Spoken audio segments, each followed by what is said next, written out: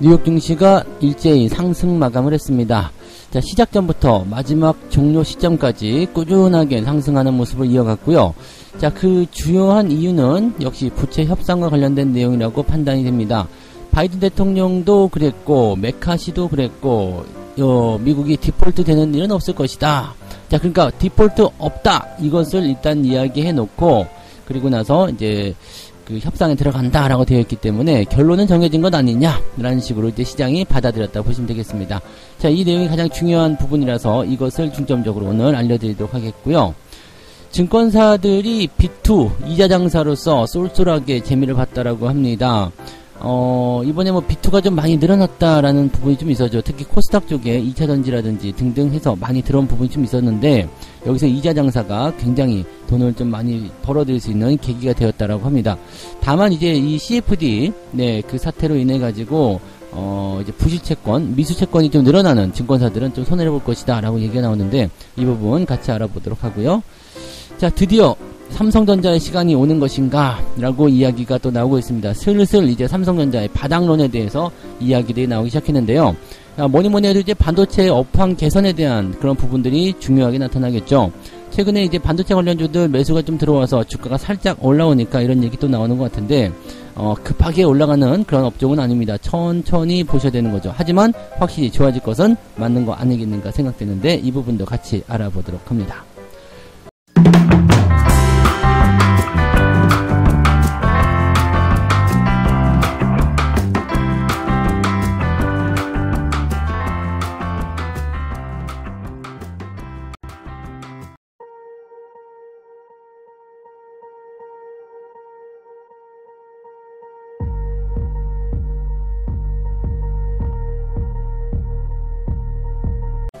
네, 반갑습니다. 오늘이 5월 18일, 목요일입니다. 5.18입니다. 네, 일단은 희생자분들에게 먼저 심심한 애도를 좀 표하고요. 일단 국내 증시뿐만 아니라 해외 증시도 이제는 주 후반부 들어서면서 상승세로 진행될 수 있었던, 그런 어떤 과정을 좀 통과하고 있다, 이렇게 좀 판단을 해볼 수도 있을 것 같습니다. 미국 증시가 상당히 좋게 끝났기 때문에 긍정적인 부분들이 계속 열리지 않겠는가 판단됩니다. 시작점은 그렇게 썩 좋진 않았습니다. 일단 플러스 출발을 하긴 했는데, 그렇다고 해서 주가가 강하게 올라간다거나 그런 모습은 아니었죠. 좀 지켜보자 라는 식의 어떤 관망세가 짙었다고 볼 수 있겠죠. 강보합 출발 이후에 한 12시경부터 주가가 갑자기 올라가기 시작했죠. 그래서 쭉 끌고 올라가서 마지막 시점까지 상승 기조를 유지했습니다. 이렇게 된다면 추가 상승도 분명히 가능하지 않겠는가 생각되는데요. 다우지수가 1.2% 상승했고요. 나스닥도 1.2% 상승을 했습니다. 자, 기술주와 그 다음에 전체적으로 경기 동향을 볼 수 있는 나스닥과 다우지수가 모두 다 같이 동일하게 상승했다는 부분은 오늘은 기술주 종목들에 대한 어떤 기대치보다도 부채 협상에 대한 어떤 낙관론, 이런 것들이 시장을 좀 더 지배했다라고 볼 수가 있겠습니다. 그래서 요 내용들이 어떻게 나오는지 조금 살펴보실 필요가 있을 것 같아요. 그래서 내용으로 바로 넘어가 보도록 할게요.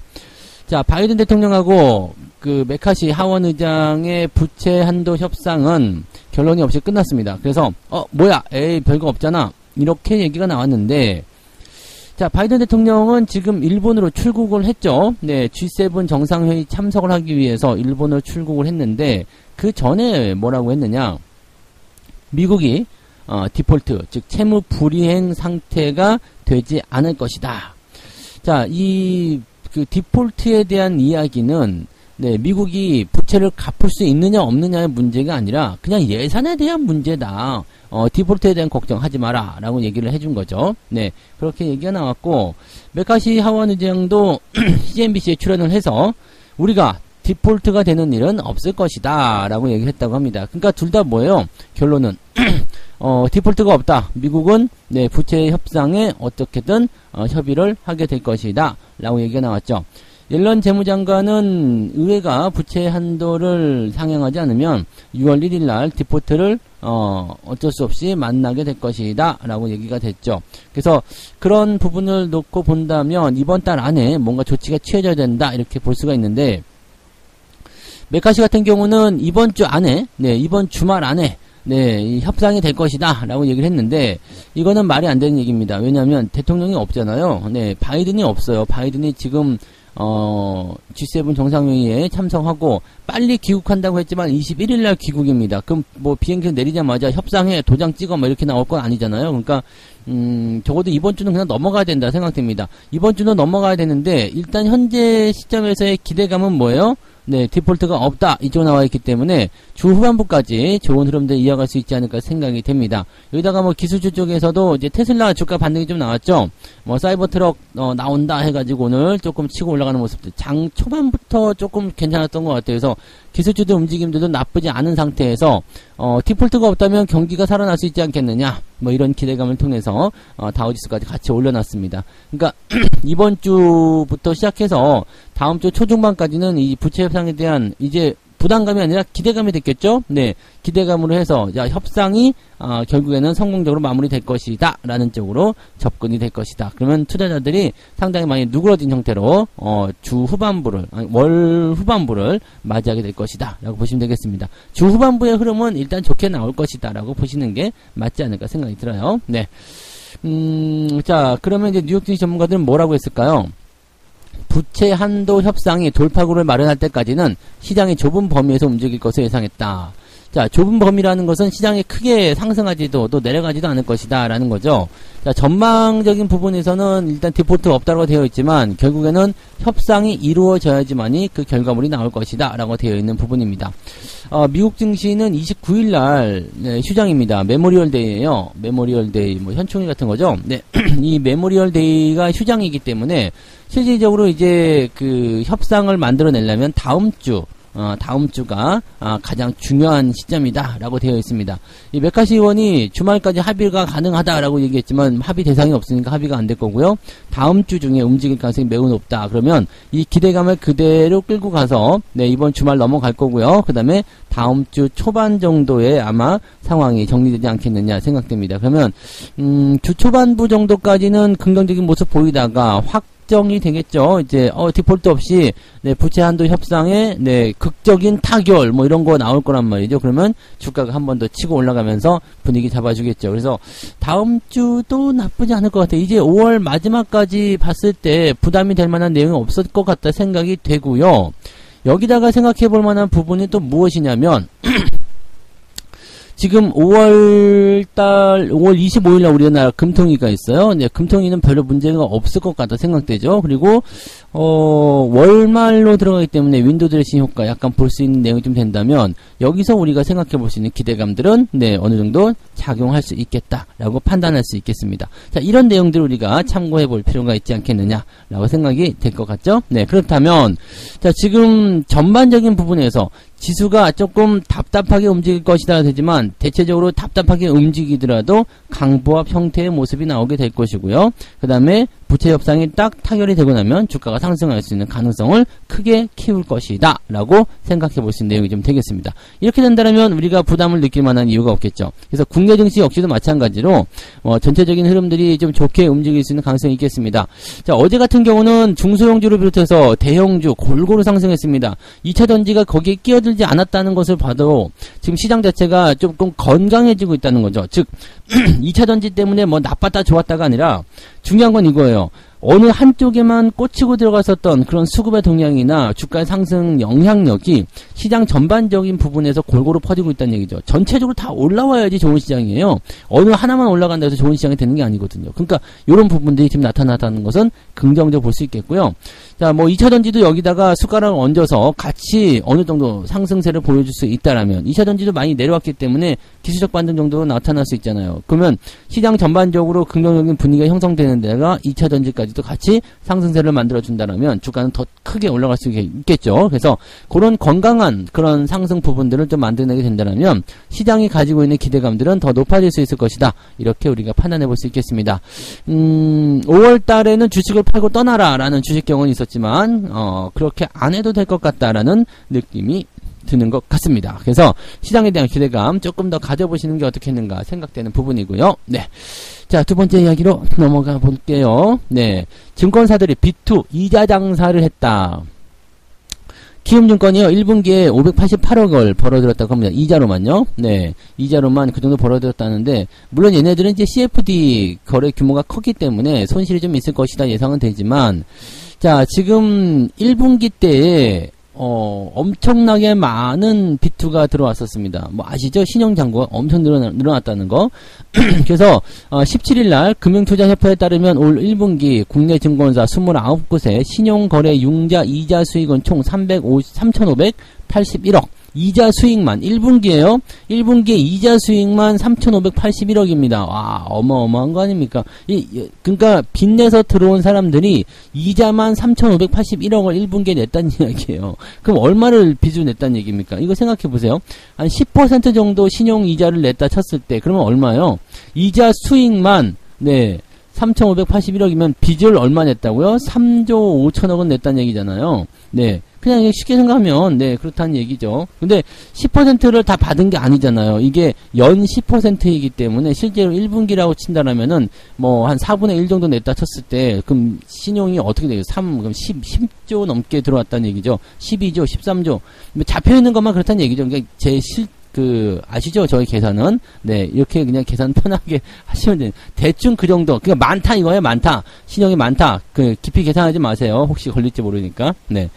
많다 이거예요. 많이, 신용을 냈다라는 얘기입니다. 그래서, 이렇게 된다면은요, 어마어마한 규모라고 보시면 될 것 같아요. 어마어마한 규모가 일단 들어왔다. 그래서, 전체적으로 이제, 신용이 아주 많았었던, 작년, 재작년 이런 거에 비하면은, 아직은, 규모가 크진 않다고 볼 수 있겠습니다만, 이례적으로, 주가가 많이 떨어져 있었던 상태에서 사람들이 시들시들하는 상태에서 이렇게 신용이 많이 늘어났다는 것은, 주목해 볼 만한 내용이다. 이거죠. 그게 이제 왜 이렇게 됐었냐면, 이제 CFD도 이제 보면 증권사에서, 폭락 사태는 둘째 치고, 증권사에서 이 CFD 계좌를 유치하기 위해서 수수료 경쟁을 그렇게 했었다면서요. 그러니까 이게 믿을 놈들이 안 되는 거예요. 이게 CFD 경쟁을 통해 가지고 서로 계좌를 유치하려고, 근데 그 계좌가 다 뭐예요? 작정 계좌로 사용이 되면서 시장에다 이렇게 큰 고통을 안겨주게 된 거죠. 결국에는 부메랑이 돼서 자기들도 이제 부실채권, 미수채권을 갖게 되는 상황이 벌어지긴 했습니다만, 어쨌든 그런 부분이 있었고요. 또 2차전지 붐이 일어나면서 사람들이 실질적으로 이 신용을 계속 늘려가는 그런 모습이 좀 나타나게 됐었죠. 어마어마한 부분에 보시면 되겠습니다. 근데 더 재밌는 건 뭔지 아세요? 이게 지난 그 은행권 대출이 좀 있었잖아요. 은행권 대출에 대한 어떤 예대 마진 이런 얘기들이 막 빚을 몰매를 맞게 되면서 이해금 이자를 좀 낮췄었다는 얘기거든요. 그러니까 그런 부분 속에서도 오히려 이 대출 이자, 이 신용 이자 수익이 이렇게 늘어났다는 것은 어마어마한 부분이겠죠. 자, 가장 많이 벌어들인 곳이 어디냐면 키움증권입니다. 588억이고요. 미래에셋증권은 2등 554억. 그 다음에 삼성증권이 545억, NH투자증권이 425억, 한국투자증권이 316억 이렇게 해서 신용으로 장사를 벌어들였다는 얘기입니다. 언제요? 1분기 때 어마어마한 수익을 얻었다는 얘기입니다. 500억을 이자로만 받아들였다. 와, 여기 개인 투자자들이 많은 증권사일수록 훨씬 더 이제 수익률이 높아지는 것 같다는 생각이 좀 드네요. 자, 앞서서 잠깐 말씀드렸지만 2월 달에 은행들이 예대금리 차이로 역대급 실적을 올린 것에 대해서 이제 문매를 맞았잖아요. 그래서 야, 니네 금리 낮춰 해가지고 막 그랬었잖아요. 그 영향 때문에 증권사들도 10%에 달했던 신용융자 이자율을 인하했어요. 그런데도 불구하고 오히려 수익률이 증가했다. 그러니까 사람들이 얼마나 많이 이걸 했겠느냐라는 부분이죠. 이 신용이 많이 늘어난 부분들은요. 우리가 그냥 쉽게 생각하면 CFD 같은 경우에 예전부터 계속 있었던 부분이고요. 그냥 2차 전지가 이 상황을 만들었다고 보시면 되겠습니다. 그러니까 2차 전지 쪽에 얼마나 많은 빚이 들어가 있겠느냐라는 부분이고요. 최근에 주가가 흔들리는 모양새가 나타나게 되면서 이 신용이라든지 빚을 내서 투자한 사람들에게는 상당히 힘든, 상당히 피곤한 그런 압박감이 들어오고 있다 얘기가 들어가면 되겠습니다. 그래서 주가가 만약에 여기서 지켜지고는 있습니다만 더 떨어지게 된다면 이 빚내서 투자한 사람들 입장에서는 견디지 못하고 물량이 튀어나올 수밖에 없습니다. 뭐 계속 장기적으로 보유하고 있거나 내돈 내산이시거나 뭐 이런 분들 난 장기로 볼 거야 그렇게 비중 조절 잘 하시는 분들의 입장에서는 2차전지가 조정을 받는다 근데 나는 장기적으로 본다 전혀 문제가 없을 수 있어요. 근데 위쪽에서 매수하신 분들의 입장에서는 굉장히 큰 부담이 생길 수밖에 없겠죠. 그러니까 제가 계속 말씀드린 게 2차전지 쪽을 또 말씀드리면은 고점에서 빚내서 사지 말란 얘기죠. 무리가 될 수 있는 상태, 변동성이 생길 수 있는 상태를 걔네들은 다 노리고 있다는 얘기입니다. 그래서 그런 부분들이 일단 부담이 좀 되고 있는 거고요. 그만큼 이제 이렇게 신용잔고가 많이 늘어났고 비투가 크게 늘어났었다라는 것을 우리가 생각해야 되는 거고요. 다만 또 말씀드렸던 것처럼 증권사들이 무조건 좋지는 않습니다. 왜냐하면 미수채권 물량 이것 때문에 이제 증권사들이 손실을 볼 것이다라고 전망이 되고 있거든요. 근데 이 CFD를 제공하지 않았다면은 뭐 큰 문제는 없겠지만 이 급락한 종목들 주가 조작에 관련된 그런 종목들의 신용 융자가 제공이 됐었다라면 별 수 없잖아요. 그리고 지금 키움증권 같은 경우는 CFD 거래 규모가 업계 2등이기 때문에 손실 리스크가 더 크다라고 되어 있는 부분이죠. 그러니까 이게 미수채권이 발생한다라는 것은 돈을 갚지 못한다는 이야기예요. 담보 가치가 급락했기 때문에. 근데 제가 말씀드렸죠. 10억, 20억씩을 이렇게 담보로 제공할 수 있는 정도라면은 자산이 제법 있다는 이야기죠. 그러니까 내가 현금 동원할 수 있는 자금이 10억이야. 그러면은 내가 현금 10억 정도 동원할 수 있는 정도라면은 재산이 어느 정도 될까요? 뭐 적어도 3, 40억 이상은 뒤로 더 재산이 있다는 이야기잖아요. 그러니까 그런 정도의 어떤 상황에서 10억 정도 투자했는데 만약에 여기서 빚이 한 40억 생겼어. 그럼 어떻게 돼요? 그래 너는 담보가 부족하니까 이것만 받고 빠질게. 이게 아니죠. 빚이 생겼잖아요. 빚이 생기면 어떻게 돼요? 내가 가진 재산을 몰수하게 된다는 얘기죠. 그러니까 한순간에 벼락거지가 될 수 있는 그런 상황이 만들어지는 것이 빚내서 투자하는 부분입니다. 여기까지 생각하시는 분은 별로 없겠지만 여기까지 생각을 하시고 투자를 하셔야 됩니다. 빚을 낼 때는 이게 마이너스 옵션이 들어갔을 때 얼마나 큰 부담감이 생기느냐 이 부분들을 우리가 같이 또 참고하셔야 되겠죠. 그래서 물론 이런 일이 많이 일어나지 않습니다. 근데 이렇게 아예 없는 일도 아니잖아요. 점 하한가 떨어져서 팔지 못하는 상황들 이런 상황들이 나타났을 때 증권사들이 미수채권이라고 그냥 알았어 내가 뭐 손실로 그냥 치고 말게 이거 아닙니다. 끝까지 추적해가지고 다 받아낸단 말이에요. 개인 파산을 하면 되겠지만 개인 파산은 돈이 없어야 가능한 거죠. 나한테 돈이 있으면 그거 다 갚아줘야 됩니다. 그러니까 그런 부분들을 생각하면 증권사들이 뭐 손해볼 것이다 뭐 리스크가 크다라고 되어 있지만 결코 그렇지 않습니다. 그러니까 이자 수익 다 받아먹고요. 그 다음에 채권 추심 들어가서 못 받은 돈까지 다 받아먹겠죠. 나쁜 놈들이 그렇게 될 겁니다. 그래서 결국에는 욕심을 많이 냈었던 사람들만 피해를 볼 수 있는 거기 때문에 항상 마음 다스리는 투자 꼭 해내시기 바랍니다. 빚내서 투자하지 마시고요. 지금부터 천천히 시장에 대한 상승을 즐기시기에 조금씩 비중을 늘려가는 그런 투자를 하시기 바랍니다. 자, 세 번째 이야기로 넘어갈게요. 삼성전자의 시간이 다가오나, 삼성전자 팔고 떠난 개인 투자자의 입장에서는 절대 이럴 일 없을 거야 라고 얘기하겠고, 또 삼성전자를 가지고서 잘 버티고 있는 분들은 드디어 기회가 오는구나 하겠지만, 둘 다 틀렸다라고 말씀드려야 될 것 같은데, 이제 뭐 된다, 어쩐다 이렇게 생각하지 마세요. 삼성전자의 주가가 급등을 했던 적이 있었습니까? 막 10%, 20% 막 상한가 가고 막 이런 적은 없어요. 없기 때문에 삼성전자가 주가 반등에 나갈 것이다. 이거는 어느 정도는 맞을 것 같아요. 상승 효과를 가지고 있고 기대감을 가지고 서서히 올라갈 겁니다. 왜냐하면 외국인들이 그동안 매수를 많이 했잖아요. 매집의 단계가 거의 끝나간다라는 어떤 신호가 나오게 된다면 주가는 이제 올라갈 수밖에 없어요. 그래서 좋은 이야기를 계속 싣고서 상승세를 보이게 될 건데 지금 반도체 감산 효과가 본격화되고 있고 어쩌고저쩌고 실적 개선께 어쩌고저쩌고 등등등 관측들이 나오고 있어요. 재밌는 게 뭔지 아세요? 자, 연초까지만 하더라도요. 연초부터 한 1분기 정도로 봐야 되겠죠? 1분기. 지난달까지만 해도요. 어떤 일이 있었느냐? 자, 2차전지 쪽에 그 기대감들이 막 커지면서 주가는 막 올라갔어요. 그러면서 삼성전자 1분기 실적 굉장히 안 좋게 나왔죠. 하이닉스 적자 나오고 이렇게 나오다 보니까 개인들이 다 떠났거든요. 개인들이 삼성전자 팔고 2차전지로 넘어갔잖아요. 근데 그 상황에서 꾸준하게 매수한 애들은 누구예요? 외국인들. 그래 놓고 매집을 많이 해놓고 나니까 개인들 다 떠나고 나니까 주가 슬슬 올려가면서 좋아집니다 라고 얘기 나오는 거죠. 정말 이상하지 않습니까? 뭔가 이제 여러분들 뭔가 느낌들이 딱 오실 거예요. 자, 아직 이래도 안 나가? 이래도 안 나가는 거야? 라고 하면서 압박을 해놓고 저쪽에 보기 좋은 떡을 갖다 놓고 여기서는 나쁜 뉴스를 계속 구려놓고 그렇게 해놓고 개인들을 다 떠나보내고 난 다음에 지들이 매수 다 해놓고 나서 이제 감산 효과가 본격화돼서 좋아질 것이다. 이제 실적 개선될 것이다. 이제 최악의 상황을 지나가고 있을 것이다. 이제부터 올라갈 것이다. 라고 한다라면 어떻게 되는 겁니까? 어떻게 될까요? 네. 자, 외국인들은 지난달에도 삼성전자를 3조 원어치 매수를 했다고 합니다. 지금 올해 들어서만 약 8조, 지금 어떻게 됐나요? 거의 9조 되나요? 네, 어마어마하게 사들였습니다. 그게 다 매집이에요. 주가는 크게 안 올랐거든요. 근데 그만큼 매집을 해놨다라는 것은 얘네들이 뭐 빙다리 핫바지가 아닌 이상은 수익을 내려고 샀을 거 아닙니까? 그러면 수익을 내는 구간까지 어떤 형태의 모습이 만들어질 것인지는 우리가 이제 기억이 좀 떠올리실 수 있을 것 같아요. 좋은 뉴스가 당연히 나와줘야 될 거 아닙니까? 그죠? 네. 자, 증시 전문가들은 뭐라고 하느냐? 삼성전자에 대해서 2분기 실적 역시 소폭 흑자를 기록하거나 이렇게 되겠지만 현재 실적이 바닥을 통과 중이다. 그러면서 좋은 얘기를 계속 해주고 있는 거예요.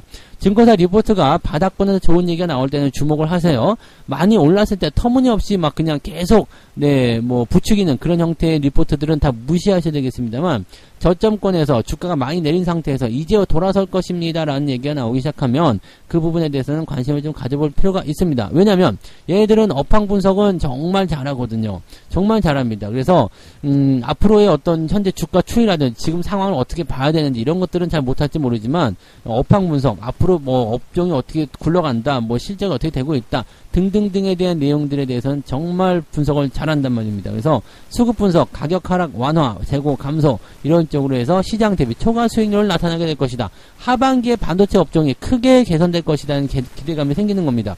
자, 그렇게 된다라면은 자, 언제 주식을 사야 된다고 그랬어요? 주가가 많이 올라갈 때입니까? 아니면은 지금처럼 뭔가 이제 안 좋은 상황이야. 근데 앞으로 좋아진대. 그래서 주가가 많이 올라가지 않고 있는데 앞으로 기대감이 좀 있는 시점. 뭐 이런 시점이잖아요. 네. 앞으로 좋아진다면 지금 사야 되는 거예요. 앞으로 좋아진 다음에 그걸 확인하고 사는 것이 아니죠. 그래서 이런 업황에 대한 어떤 흐름들은요. 미리 내다보고 매수하시는 게 중요합니다. 그래서 지금 같은 경우는 그냥 막 사면 리스크가 생길 수 있잖아요. 샀는데 떨어졌어. 그럼 열받죠. 그렇기 때문에 조금 사놓고요. 상황 보고 한 뭐 며칠 지켜보거나 한 1, 2주 정도 지켜보고 조금 추가 매수 한번 더 해보고 이렇게 해서 비중을 계속 늘려가는 전략을 취하시면 된다는 얘기입니다. 언제까지요?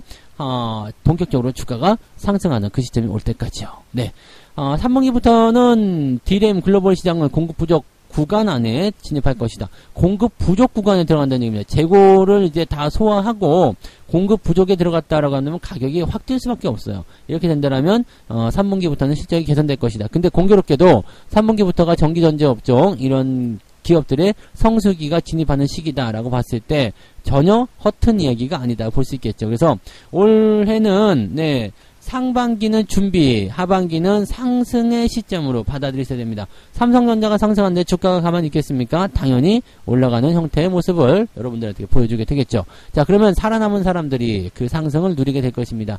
이리 갔다 저리 갔다 하면서 결국엔 좋은 타이밍 다 놓쳐버리고 내가 가진 좋은 주식도 다 팔아버리게 됐다라면 나한테 남는 게 없을 거예요. 자, 자기 자리 잘 지키시고 좋은 주식 갖고 있다라면 물러나지 마시고 잘 유지하고 잘 지켜서 수익을 키워가시는 전략으로 가셨으면 좋겠습니다. 이 부분들 꼭 명심하시기 바랍니다. 네.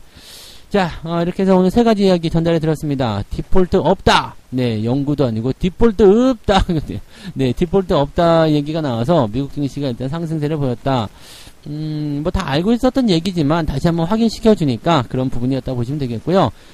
분위기는 그래서 이번 주말을 통과하면서 다음 주 정도까지도 긍정적으로 이어질 수 있겠다 판단될 수 있겠고요.